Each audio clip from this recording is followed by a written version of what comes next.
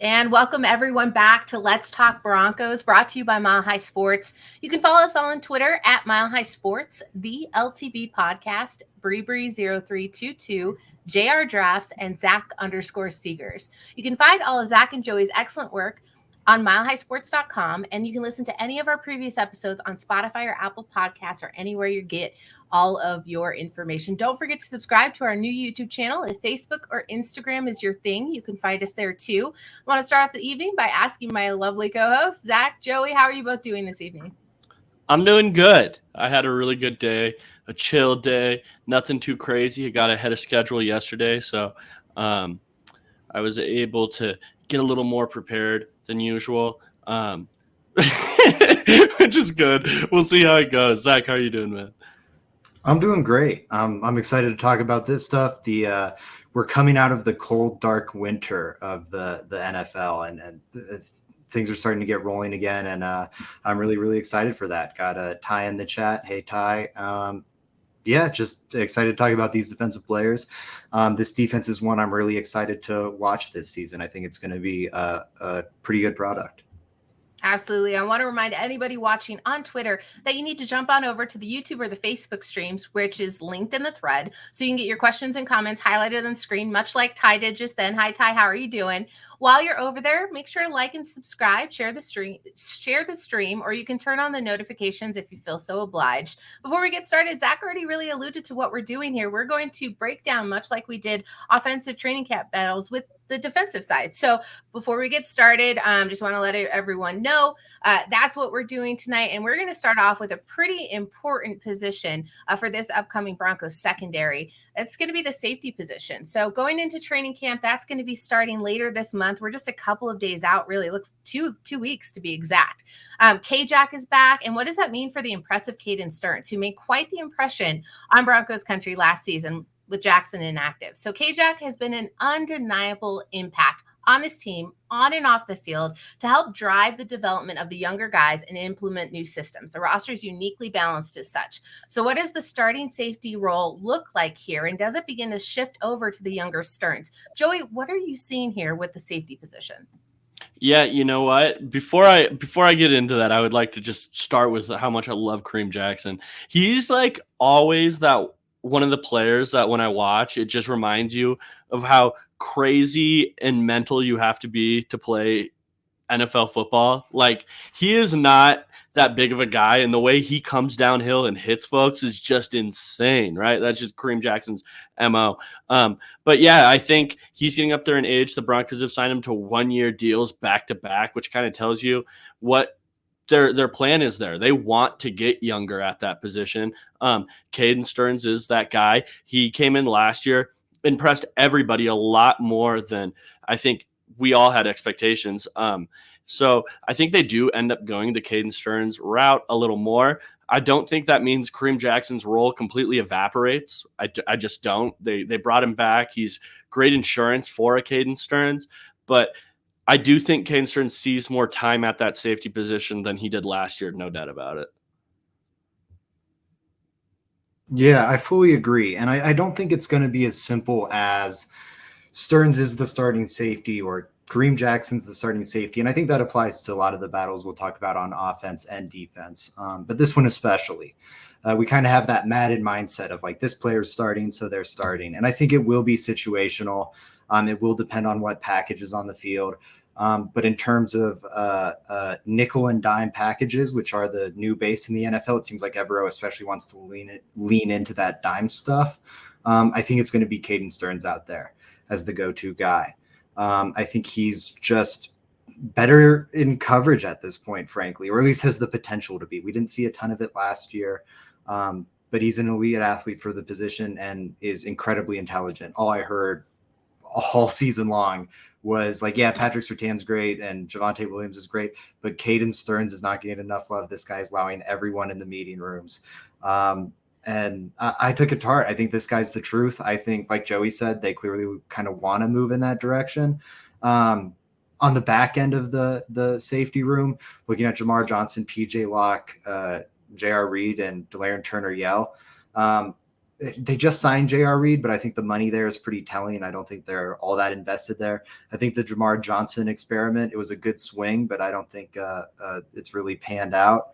And then, De'Aaron Turner-Yell's going to make it as a special teamer, but I think PJ Locke is probably closer to the Stearns-Jackson conversation than he is the J.R. Reid, Jamar Johnson one. Yeah, that's an excellent point, Zach. Ty Walden's in the chat. Although you kind of alluded to it already, how much of a chance do you give Caden Stearns to win the job over KJack? Yeah, I think Zach kind of hit on it. I don't know if it's as simple as just, hey, this guy's going to win the starting safety job. I think it's going to be more of both guys are going to get their opportunity and play out there. Zach kind of framed it perfectly earlier. I do think they're trying to get younger, as I said, but you brought back Kareem Jackson for a reason, and until he proves he can't play, I'm going to believe that he can. So I think it's going to be somewhat of they're both going to get their opportunity out there. Yeah, absolutely. And I think that previously, when you're talking about a veteran coming in and being able to kind of elicit those sort of reactions you want from the younger crew, Justin Simmons speaks very highly of Kareem Jackson. And he just stated, quite recently, just an example that he is for Simmons personally as a player and the rest of the roster. I think it's just it speaks so highly of who Kareem Jackson is as a person, very selfless with what he brings to the table, both on and off the field. Zach, did you have something? Absolutely. To answer Ty's question, I think there's an 80 to 90% chance that when we're here at the end of the season, and feel free to come or write this down and come back at me with this come January. I think there's an 80 to 90% chance that Caden Stearns has more snaps in this defense, more snaps at safety than Kareem Jackson. Joey's point, I'll believe it when I see it. I think we kind of started to see it last year. I think the signs were kind of there. It wasn't fully there, but I think the early warning signs were there plenty. And I think Kareem Jackson's still going to be a valuable part of this defense, and he's going to have a role that sees him on the field a good bit. But I think it's going to be Caden Stearns winning that job, and I think it's a near certainty. Now, I don't know how it'll be listed on the depth chart, because I could see maybe in base package, which is how a lot of depth charts are listed, even if it's kind of outdated. I could see KJack being that starter. But in terms of snaps at the position, I feel very confident that's going to go to Caden. Awesome. We're going to move over just a slot. Let's see what I did there. We're going to talk about cornerbacks next. You've got Michael Ojemudia's performance this offseason, and it was quick to draw praise from all of Broncos country. With the newly drafted Mathis, what does this cornerback battle come down to both of you? Zach, what are you going to be looking for here later this month? Yeah, that's a good one. I'm going to be really looking to see how both of these guys function inside, because I think that's kind of what they're competing for. And I think they can do it. I'm not really worried about, can these guys play in the nickel? I actually think I prefer Mathis there, but we haven't really seen it from either of them. Ojemudia too, he's long been talked about. Is he a safety? Is he a cornerback? I think if they're going to want to get on the field, it's probably as that dime corner. I think we'll see some of the safeties drop into that role plenty. But that's probably the easiest path to snaps, is being able to play on the inside, because Surtain and Darby have the outside locked down pretty clearly. Kaiwan has that first slot locked in, but that second slot spot is kind of open and should rotate around through a few people. So I want to see who can play inside. Can Ojemudia do it? Can Mathis do it? And I think whoever performs better there is probably going to see more snaps in season. I'm also just excited to see, does Ojemudia look like what we saw last training camp? Because last training camp was a super promising performance from Ojemudia. Of course, had the nasty injury, came back at the end of last season, looked really promising. I just want to see a little more, to have a little more confidence that week 18 Ojemudia is going to be 2022 2022 Ojemudia. Yeah, return to form. Yeah. Sorry, Joey, go ahead. No, yeah, I just think, this is interesting, because I think that they're both reserved. I'm not sure that they're listing him on the depth chart is interesting, because I think that Mathis, in my opinion, is going to be the better inside player, while Ojemudia is going to be the better outside player. And I wouldn't say that there's any separation in them on the depth chart because of that. They're kind of backing up two different positions, really. It kind of depends on, and that's just my opinion. Who knows, come training camp, maybe they show something different. But in my brain, that's how I think of it, is it's not exactly like we all want to list them in order and stuff like that, but they both probably are listed as like 4 in my head. I don't think one's separated from the other. It just depends where an injury happens, or what personnel package they're in, or where they want to move somebody. There may be a package in their dime defense where instead of putting Matheson, they say, oh, Moody is the better player. Let's scooch Surtain in and put Moody outside. I don't know. There's a lot of different situations that could happen there. So I think it's more of what personnel they get into rather than going straight down the list of who's the better corner, I guess. You're on mute, Zach. Like freezing and lagging and everything. I fully agree with that. I think my one thing is I feel pretty confident, or I could see Ojemudia having a good bit of success playing on the inside this season. If Damari Mathis would have to go outside, I think he's going to struggle. So I do think the battle to see who can play inside, because if Ojemudia can play better inside too, while I agree, I kind of envision Mathis as that next up inside guy. He is a rookie, and if Ojemudia can prove he can do that at a high level, I think he'll definitely be in consideration for inside snaps if an injury happens to Kaiwan. No doubt about it. I totally agree with you there. If Ojemudia just beats him outright, I guess, yeah, list him above him in the depth chart. It's just like, I guess I'm thinking more of an optimistic, because like in an optimistic point of view, just because I think that they drafted Mathis for that specific niche. I think that's the reason why he was brought in here, is because they want him to fill that void. So that's just the way I think about it. But come training camp, like I said, who knows? Ojemudia might just beat him out inside straight up. Yeah, I think that's been the consensus among Broncos country Twitter, is that he's still being slept on. Obviously, health is a major concern and a factor there, but what a testament to George Paton in his ability to acquire depth in that secondary. You're going to be able to see a lot of those positional players rotate out and shift over. Joey, I like the way how you said the word scooch. I think that's really appropriate. Go ahead and shift them over just a little bit, be able to piece them in. And you have a lot of that going through a lot of positions here in Broncos country. And the next one we're going to talk about has a lot of that happening right now. In the edge position, you've got a position of need highlighted by most of Broncos country this offseason. Nick Bonitto was selected 64th in last year's draft by George Paton and the Broncos. Was the acquisition enough to bolster the position? So Browning's been shifted or scooched over to much of the chagrin from various members of the community. And I know we've talked about it ad nauseum. And with the likes of Cooper, Reid, Allen, all available. Joey, what's the outlook on edge and who's coming out on top? So, yeah, so obviously Bradley Chubb, Randy Gregory, spots are solidified. Those are your two starting edge rushers. Behind that, it's really interesting. Zach sent me a DM earlier reminding me that they brought 5 edge rushers onto the roster last year. So it makes things interesting, because I'm looking at 4 names here that I think, I mean, there's a battle, right? Nick Bonitto, second-round pick. He's definitely solidified on the roster, no doubt about it. Baron Browning, second-round pick last year, no doubt about it. The real question here is between Jonathan Cooper and Malik Reid. That's the big one. And I think Jonathan Cooper's the better player. That's who I would go with there. And then who is the actual backup between Nick Bonitto, Baron Browning, and Jonathan Cooper? Guys, I need to see. I thought Baron Browning was good. I saw his snaps at edge at Ohio State, and he looked really good. But let's wait until we see it in the NFL level. That's my one thing about scooching him over to edge, is that it's just like I haven't seen it yet. So making this full position change is scary. It's really scary to me, and I don't know. He's in pretty tough to project at this point from a player that hasn't seen a ton of him. I'll rely on the coaching staff here and say he's going to be a really good edge rusher, because moving him from where he was to edge rusher, you're banking on him not just being okay edge rusher, but really good, because that's what he was at inside linebacker. So I would say Baron Browning, Jonathan Cooper, and then Nick Bonitto kind of spells in for some pass rush situations. Ooh, interesting.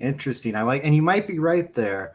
I think Bonitto, man, that's interesting. Yeah, you know what? I think the more I think about it, I think you might be right there that it is Bonitto over Cooper, or the other way around, Cooper over Bonitto, just this rookie year. And you see Bonitto really, assuming there's an injury, considering Jonathan Cooper's ability as a run defender. But you'll have Bonitto as that pass rushing specialist and really allow him to thrive as he, I think, adjusts to the NFL game. And while he is adjusting, I do think it's going to be Baron Browning in like that number one top premier spot, because they have invested, in my opinion, more in Baron Browning than any of these other depth guys. Obviously, Bonitto's the higher draft pick, but I was thinking about it. It's like the bird in the hand versus the bird in the bush. You took a known commodity, a known good linebacker, and are turning him into an edge. That's a greater investment, in my opinion, than a back end of the very last second round pick in the draft. So yeah, I think that's a pretty sizable swing. So I think it's going to be Browning, and then probably Cooper, and then I think Reid probably gets cut. Allen is on the practice squad, and Nick Bonitto's that pass rushing specialist that I do think we'll see a good bit of playing time, keep everyone fresh there. I also think you're going to keep Browning. The one other point I wanted to add, the inside linebacker depth chart is pretty shaky after you, like, Singleton's your number 3, and after that it falls off a cliff. So I think Browning is going to see some hybrid work, especially if there's an injury there. So I think that helps justify carrying 5 edges on the active roster.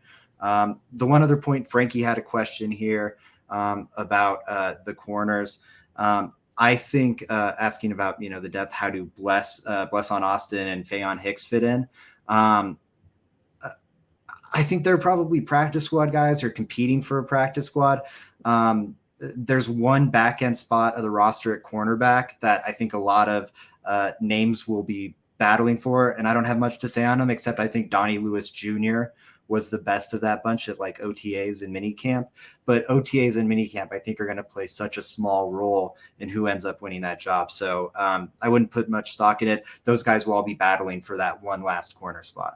Yeah, that it's always is receiver and corner. That last spot on the roster is always such a battle, no matter what, because it really is. It's damn near impossible to have a solid 6 of any root position. It's really hard. It's going to be a battle for that last spot, year in, year out, 99% of the time.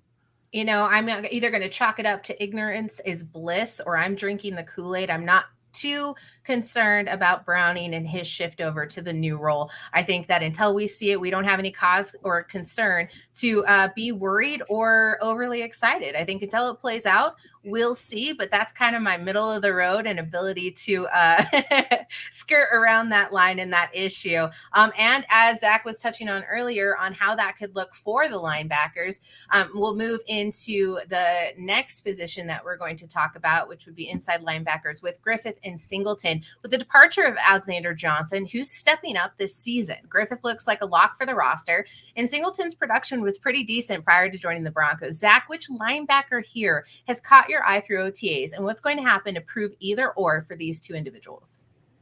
Well, you talked about how you're feeling not as concerned about Browning's shift, and I think something that should have all of Broncos country feeling a little less concerned about Browning's shift is Jonas Griffith.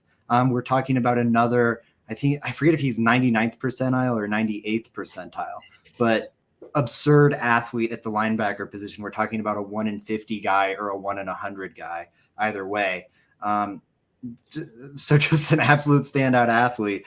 And he can do, I think, a lot of the things. His supreme athleticism isn't as movement-based as Browning's, but he can do a lot of the things Browning can. And ease the loss of Browning some. His sample size is a lot smaller. I think that's probably the argument for Singleton. But in my opinion, Alex Singleton is what Broncos country views Josie Jewell as.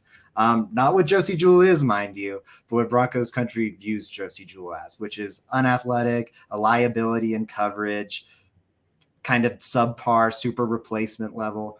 And I don't think you need him and Josie Jewell on the field at the same time. I think you're going to want that Jonas Griffith, Josie Jewell pairing, which just like complements each other so well. And I think if Jonas Griffith can produce what he did in a small sample size over the course of an entire season, same goes for Josie Jewell's smaller sample size last year, you're looking at one of the better linebacker tandems in the NFL. Even if it's a no-name tandem and isn't going to be heralded by media people, the ceiling there is sky high. Yeah. Okay. So I agree with everything Zach said pretty much. I think Jonas Griffith has a lot of potential there, and I really like his potential. Alex Singleton is interesting just because I remember some Mike Kliss reports right when he was signed talking about how he would be. It really sounded like he was the Broncos guy, which confused a lot of different people.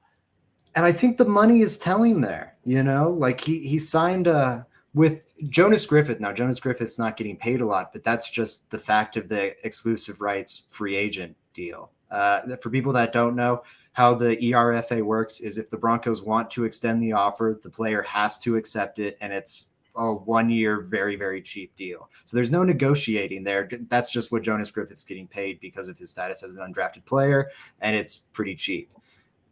Alex Singleton, they had to sign as a free agent, and he's getting paid like $200,000 more than Jonas Griffith. I think that's pretty telling. And I just think Jonas Griffith is a much better player and matches the personnel better as well. Can I ask you both a question? Has hesitancy been an issue for Griffith? And do you find that he maybe isn't approaching with much vision on the ball? Or do you think that that's something that really hasn't shown up in his play the last season? I think, it's that was the biggest hole in his game last season during his audition. And that is something he's going to have to prove. I think playing next to Josie Jewell is going to help cover up a lot of those flaws, though, versus playing next to Baron Browning. And Baron Browning was fantastic last year. I think you could argue he was the best inside linebacker for the Broncos, but he was also a rookie who had, his own poor processing moments. He's not the veteran that Josie Jewell is. And really, that's what has made Josie Jewell such a good linebacker is his high football IQ and tackling ability and all that. I think having that kind of captain next to him in the linebacking room should definitely help with that. And also just like getting some playing time. He was a special teamer up until those last 3 games. And then before that played college at Indiana State. It is going to be a bit of a transition for him. And I expect to see him go through a learning curve, but I think he can do it. So I have a question real quick as well, just adding on this. Let's say I want to kind of go back to Baron Browning a little bit. Let's say that Josie Jewell, who's coming off a season-ending injury, right? So a little bit of a question mark there. I think he'll be fine, but we'll wait and see. Let's say he goes down. Are the Broncos rushing to put Baron Browning back at inside linebacker, do you think? Or do you think now we're just running with Jonas Griffith and Singleton? What does the edge room look like? Is Bonitto looking good? Is his run defense promising where maybe you feel he can be that next man up? How's Jonathan Cooper looking? And shoot, I forgot to mention this point earlier about Jonathan Cooper. I'm doing a piece researching the Broncos 2021 draft class right now. Jonathan Cooper's rookie year is eerily identical to Trey Hendrickson, except he just slightly outproduced him across the board in very similar snap count and everything. So I think like the ceiling for Cooper's a little higher. Like he's not just a Malik Reid type. He could be a pretty solid, maybe not a star, but just like a good rotational pass rusher. But anyways, how are those other guys looking? Do they give you the confidence at edge that you can move him back to inside linebacker? But I think you are rushing to do it relatively quick because I think the drop off from Josie Jewell to Jonas Griffith is substantial. And then I think the drop off from Jonas Griffith to Alex Singleton, not substantial, but it's a healthy drop. And then the drop from Alex Singleton to whoever that fourth guy is, Barrington Wade, Justin Sternad, it is a sheer cliff face. Can we talk a little bit about the starter, Josie Jewell? There's 2 comments here in the chat. Grandizer 12 wanted to know, did I miss your take on Josie Jewell? Zach, can you just touch on him, basically what you're looking forward to seeing out of him this season? hopefully he stays healthy. He's an awesome linebacker. It kills me that Broncos country has the perception of him that they do. I think he's linebacker one, and you can put it in granite. Yeah, I mean, it all depends on how he comes back from injury, right? I'm always a little more hesitant on stuff like that, just because of the injuries. We'll see. But if we get the Josie Jewell that started the season last year, we're rock solid. I thought he started the season last year having his best career yet, or his best season yet, is what it looked like. So we'll see how that works. The fact it was pectoral though, and early in the season, like injury is always a concern, especially season-ending ones. But I think the fact it was upper body and early in the season it's better. With injuries always being a concern, there's definitely something to say about the amount of depth that has been basically just given to every single position on this team. For the most part, I don't want to get too crazy about this, but thanks to Peyton, there's a melee on the defensive line. On the interior guys, you have guys like Deshaun Williams, Mike Purcell, McTelvin Agim, Henningsen, Wazirike, and Spencer. How does that shake out for you? I'm going to go Joey first. What's going to determine the pecking order within the depth in these positions this season? You know, it's interesting. It's so tough to tell. Some of those bottom of the roster guys, it's really going to come down to training camp. It's hard to really have a prediction, especially with some of these rookies. I think Mike Purcell, I'd keep him around. I think that I just like the idea of being able to go heavy when I feel like I want to go heavy. All of a sudden, Williams, Purcell, I have a big interior defensive line with Draymond Jones. I feel great with that. Zach, I want to ask you, man, because I felt like you were a little split, and I was a little split at the beginning, but especially you, what is your Awuzurike take? I don't know, man. I don't know. It's going to be interesting to see how things shake out with him and Purcell. Like that's a middle. This is all kind of like a mosh pit right here. This six, I kind of broke it up into two tiers, but like McTelvin Agim could be cut and Marquise Spencer could make the roster, and that wouldn't surprise me. Purcell could be cut and Spencer could make the roster. I'm not predicting that to happen, but it wouldn't stun me. I really think it's all kind of a mess down here. It's a melee. That's what a melee within a melee, exactly. With talking about the movie Emil. It's an Emil. It's a melee. I think there's a mini battle there between Wazirike and Purcell. The big-bodied kind of run stuffers. I know Wazirike is more of like a penetrator, but I think he'll be doing some of those multiple gap things. I just don't know if it's weird because Wazirike is like 25. Yeah, but I just don't know if he's ready for that as a rookie. I really think it's going to be when the Broncos want to go to like a heavy run stuffing package. I think it's going to be Purcell and DJ Jones out there with Draymond. Yeah, it's nice. Oh, sorry. Go ahead. No, it's just nice to have that flexibility to be able to do stuff like that. And I honestly, like, taking on double teams and stuff like that is such a tall task for a rookie. Like being that nose guard rookie, that's tough. That's not an easy task. You have to be in your NFL body to be able to do that. You can't be, there's a lot of rookies struggle with that task. Absolutely. Sorry. My bad. Bree, go ahead. No, your point's going to be much better than mine. I'm sorry. No, I'm sorry. I want to ask you guys a question. I'm sorry. So who is who is going to be? So I think there's an obvious top two starters on this group. It's the Jones brothers, Draymond and DJ. But who is going to be that go-to next man up? Is it Deshaun Williams? Is it Mike Purcell? Is it McTelvin Agim with maybe a leap as a run defender? And then also, there's probably going to be 6 players in this room. One of these guys, or 2 of these players actually up here, aren't going to make it. Which 2?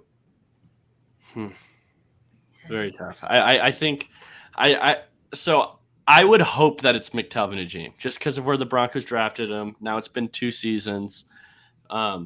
You want to think that it's going to be him that takes a leap, right? That is just athleticism off the charts, a lot of good things he can do, but the guy he needs to get stronger at the point of attack, and that's one thing that's been consistent since his college tape to now.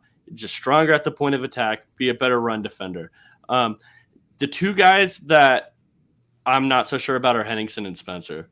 If I were to guess there, that just your lowest amount that you've you've drafted or undrafted free agents. Like all these other guys are drafted players or players that have played. They're certified. Henningsen and Spencer, not so much. So I think that's the safest bet. There's also an additional one that's still active on the roster in Jonathan Kongbo, which I don't think we have listed here. But I would have to agree with Joey. I'm thinking Purcell is probably that third spot. That's what I'm going for. At least that's what I'm rooting for there. It's a really great question. And I think Joey covered the point of it's hard to tell until you see how it's working out through training camp. And then specifically preseason, a lot of that's going to be decided there. So I'm going to wait and see before casting any judgment. But Zach, do you think they shift Spencer and Henningsen to the practice squad? Is that where you see them ending up? Henningsen for sure. Spencer, I'm just not sure about. He was such a late pick in last year's draft, not Mr. Irrelevant, but like 2 picks off of it, which is arguably even more irrelevant because you don't get to have the parade and all that fun shit. So I think he's in pretty rough shape. He'd be the one I would definitely cross off that list. Henningsen's maybe a practice squad guy. Obviously, the staff and the front office like him. They invested a pick in the guy. I liked him a good bit watching his Wisconsin tape, but the draft investment's greater in Awazarike, so he's probably got the edge there. I think for Henningsen to make the roster, it's going to take something like McTelvin Ajim doesn't take that next leap and they go, we just can't play this guy if he's such a liability in the run game, and they move on from him. Maybe they trade him or something. Or maybe Purcell shows up and they're just like, man, we really hoped we were getting old Mike Purcell, but we're not. We don't think it's going to happen. Or maybe Deshaun Williams doesn't look right. It's going to take one of those guys like surprising and not living up to expectations, I think, for Henningsen to make it. So I'm with Joey. I think that's the easy pick there. And then I think Ajim's the ideal option, but I think Deshaun Williams is going to be that next man up and see the third most snaps on that defensive line. I have a question for the both of you before we get out of here. Last season, and you're talking about run stuffing, that was an issue, if you will, with the last scheme that was being run. We saw a lot of opponents for the Broncos run all over them. Have they made the changes necessary? Do you think, obviously we won't know until we see it play out, but has enough been done to prevent that from happening this upcoming season? Because that's one of my major concerns. Yeah, I think a big reason why you saw that last year, the games where we really got tore apart was when our linebackers were just absolutely depleted. I remember that Browns game, that was a massive deal that our linebackers weren't playing. There was a lot of games like that where we were just getting torn up by different running backs because of it. So I think that's a big reason. And then you look at the addition of DJ Jones, that's a big deal. And that's why I'm kind of speaking to, I would keep Mike Purcell. I really would. He's your nose guard. And I'm not so sure a rookie can come in and replace him. I want that heavy package. I just like the flexibility of being able to go into it when I want to. If we're getting gashed in the run, that's a big deal, especially if we're playing that 2-shell defense up high and you don't want to bring an extra safety down, you're going to have that package. That's a big deal. So that I do think they've made good additions to fix it. Is it like amazing? No, especially because I think that we took Baron Browning out of inside linebacker, and I would have liked to see him develop more there. But yeah, I think it'll be better than it was last year, surely, because I don't anticipate our linebackers being as hurt as they were last year. Yeah, I think across the board, or you look at like the big 3 positions, or 4, I'll say like 4 positions that come to mind where I'm like, I really value run defense from those 4 positions. On the defensive line, I think you've gotten considerably better. You added DJ Jones, who's a monster run stuffer. And I think Mike Purcell, hopefully you get a healthy Mike Purcell and the great elite run stuffer Mike Purcell.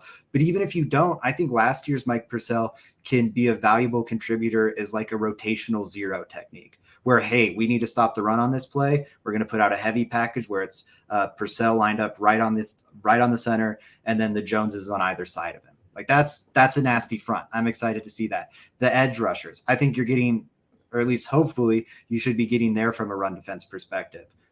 You did have the half season of Von Miller, but once he left, you had an injured Bradley Chubb who was not doing much to help you. You had Malik Reid as a key contributor to the run defense. He's not great there. You had a rookie Jonathan Cooper. That should be better across the board. Yes, you are losing Baron Browning from linebacker, but I think he'll help that edge room relative to like Malik Reid and rookie Jonathan Cooper was. A more experienced Jonathan Cooper should be a boost there. Randy Gregory getting hopefully, well, I don't know with his injury history, but he's going to be on the roster at least for the whole season. Unlike Miller, he's a really good run defender. Linebacker, Jonas Griffith, and you're getting Josie Jewell hopefully back for the whole season. That's a huge boost to that unit. And then the like slot corner positions, I think Kaiwan Williams as a run defender is an upgrade on Bryce Callahan. And then I think you're going to have KJack dropping down in there, and he's going to be nasty there as well. So like the big 4-5 spots, whatever that come to mind as having a lot of impact on that, stand out to me. Absolutely. That is a fantastic answer. And I no longer have a rebuttal for that because I feel kind of more calm with the entirety of that. I did want to touch on here with Gren. How much confidence do you have in the first time DC or Coach Evero? I think we've seen particularly from the roster, that they are just thrilled to have him on board. I'll let Zach, do you want to take that? And how confident do you feel? Yeah, I'm Ejiro Evero's number one hype man. I'm feeling bold and super confident. I think this defense is going to be better under Evero than it was under Fangio. I think if you look at like the surface level performance of this defense last year, it's like, oh, wow, this was pretty good. And I think that was surprising all season long. Like we were watching the product and it wasn't a great product, but you'd look at the metrics and it's like, well, they're only allowing like 19 points per game. Yeah, because they were giving the team the ball only 4 times a game and they would get tough in the red zone, which don't get me wrong, red zone defense is probably the most important part of defense in the modern NFL. But they forced turnovers at a pretty pedestrian rate. They forced punts at a below average rate. They were towards the bottom of the league in the amount of plays per drive they were giving up, the time of possession they were giving up, the amount of first downs they were giving up per drive, their third down defense. It was sneakily a pretty bad defense. You look at advanced metrics like DVOA, they're like 20th and 21st defensively. They were not a great defense last year. The talent was there. The scheme was there. They hated playing for their head coach. The talent's still there. If anything, it's better. The scheme is the same, and all the terminology stuff is being kept intact, as you guys found out on the PJ Locked interview. And now they like their head coach. This defense is going to be awesome. I've got a lot of confidence in Evero. All right, hold on. My job is to mediate. I know Joey's been biting his tongue. He threw something out there a little bit earlier about anytime he mentions something positive about Vic Fangio, people are coming for him. So, Joey, the floor is yours. Tell me if you have something for that. I do. I disagree, if I'm being honest with you. I mean, situation matters. If everyone wants to talk about talent, right? And the talent was there until it wasn't, because you have to look at the situations on the field. The Broncos defense had a hell of a lot of injuries last year. Like that's a big deal. The defense was getting ran on, and in that system, when you want to run too high, you can't have your main run defenders out, or you're going to get ran on down your throat consistently. And that's what happened with the Broncos a lot. So that's what's going to force it. You're going to get into third and shorts. They're going to be easier to convert. Like it's going to get not as many punts. There's going to be a lot of things that happen. I think Vic Fangio is a hell of a defensive coordinator and a hell of a defensive coach. People are copycatting him all around the league. And I think even Zach would say that. Schematically, but not in terms of coaching style. And I do think coaching style and like having your players be fired up to play for you absolutely 100% matters. It does. I agree with you, but I mean, man, how good were the Broncos defensive line last year? That would be my biggest question. Their defensive line and linebackers. We can talk about talent on paper, but the final product there, how good was their defensive line and linebackers last season? Not great, and I think the talent improvements were playing a factor too. I think the defense is going to be better this year. Yes, the talent improvements are a factor there, but I think so is the fact that you're not going to be trying to monitor a mutiny for fucking 4 months. So I agree. You have to agree with that, though, don't you? Because we were talking about the human element is so important. And then you've got a coach coming in who the players won't even listen to. There was no strategy. There was no game plan. It was late. They couldn't, you're asking players to play a game and they can't even function under the coach for the position in which they're playing. That was a big issue. And I'm giving the point to Zach, but you can continue to argue the point. Okay, I will, because I mean, we're sitting here talking about, we had a whole discussion about edge rushers, right? Both of our starters weren't playing, and then one of the starters that was playing, we're saying maybe be cut. Like, he may not make the team this year. We had to move our inside linebacker to his position where now he could be fifth, and he was almost the starter for the entirety of the season. We're talking about a defensive line where, I mean, friend of the show, Mike Purcell, took a step back on the interior defensive line.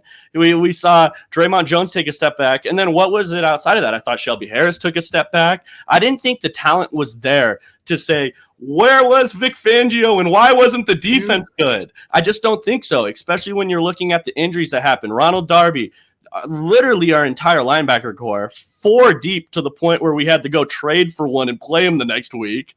Like, this is what was happening, picking up guys from practice squad, coming and play. And then we're just expecting top 5 defense. Like, I don't think that's reasonable or fair.